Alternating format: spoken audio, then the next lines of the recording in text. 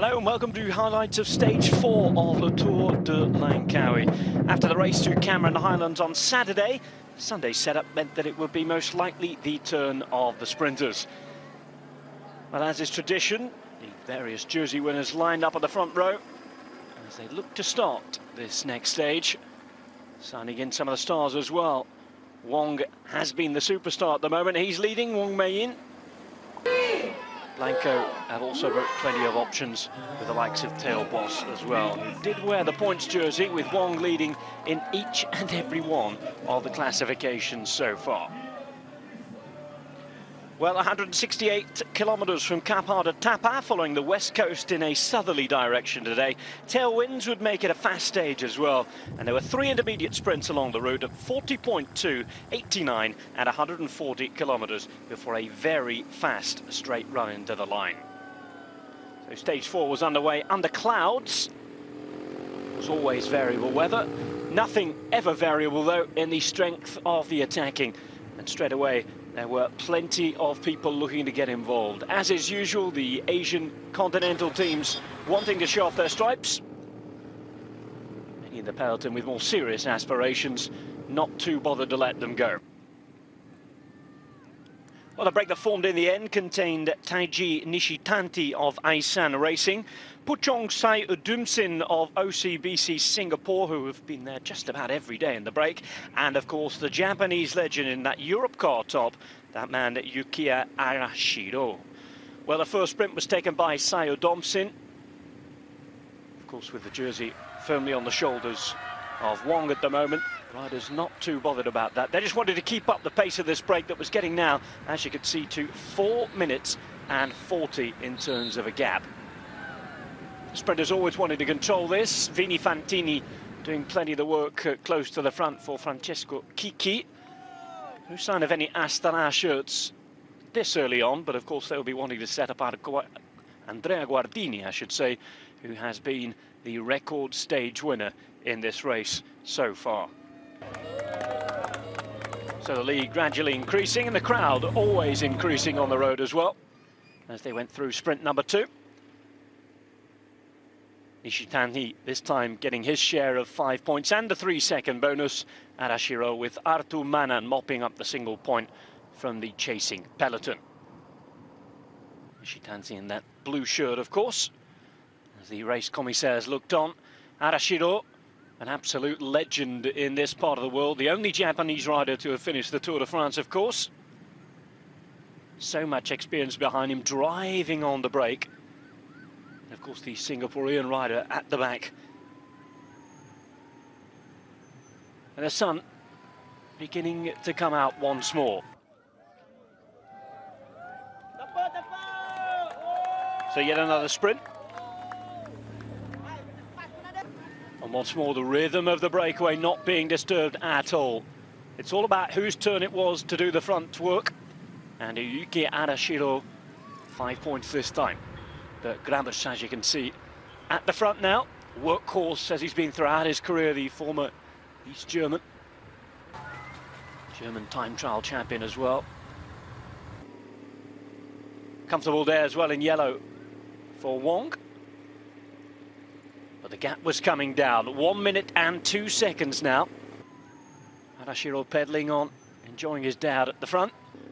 But with Astana now chasing, as you can see, things were soon to be swallowed up. Arashiro, the last of the riders to go, but Grabsch at the front, working hard alongside the Kazakhstani champion. Blanco Cycling wanted to get Theo Bos in for another win, of course. Just 2 there of the 5 Pro Tier teams that are involved in this Asian race. Europe Car as well have their young French sprinter Kokau as well to try and set up. He's been a revelation at the start of the season.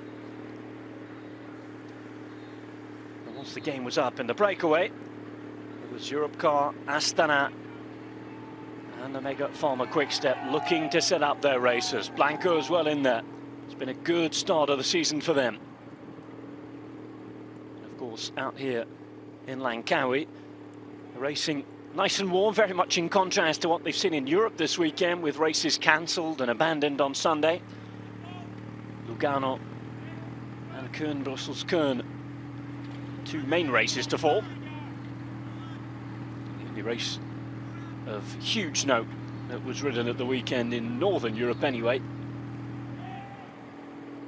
As we see Serge Powell's trying to get back and help his team. But of course on Saturday we saw the omloop take place. -6 degrees there, and in the end won by Luca Paolini for Katusha, who odd at this race. Rider peeling off for Europe Cup, and with just a few kilometres to go, it is a decent job being done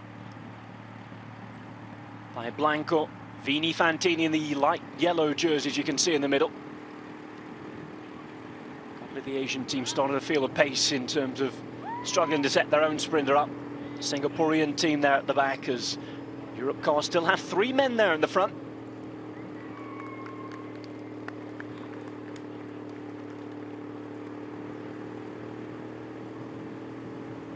Vini Fantini looking to teach their former sprinter a lesson. Andrea Guardini, who left the team at the end of the year.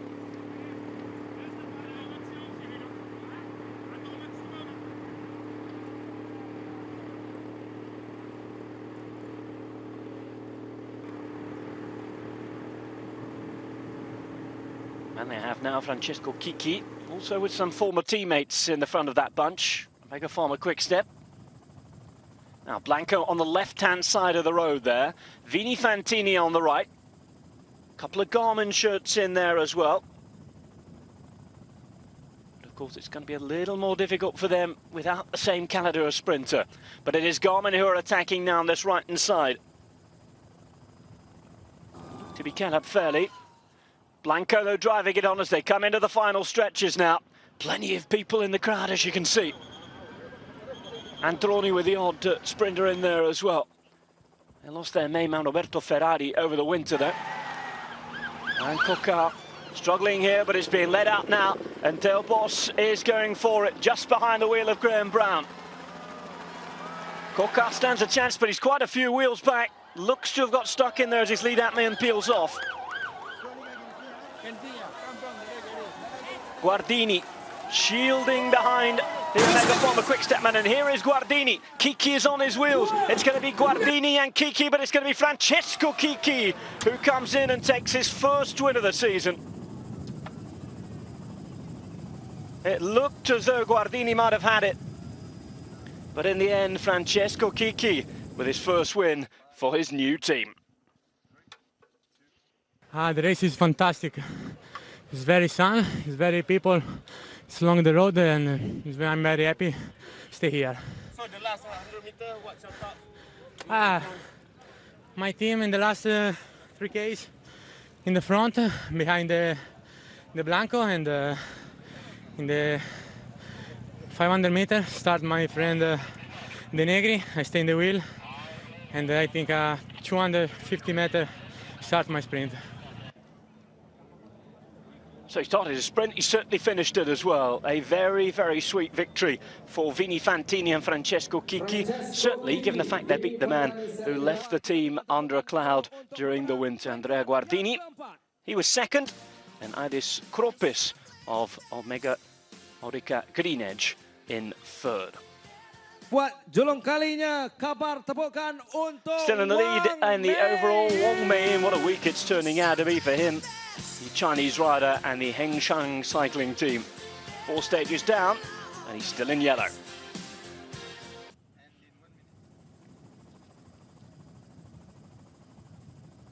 So the look down over the finish here after stage 4, the Tour of Langkawi. Let's take a look at the general, or the stage classification, I should say. Chicchi over Guardini, Kropis of Orica Green Edge in third. It was Raymond Crea for Garmin in 4th place.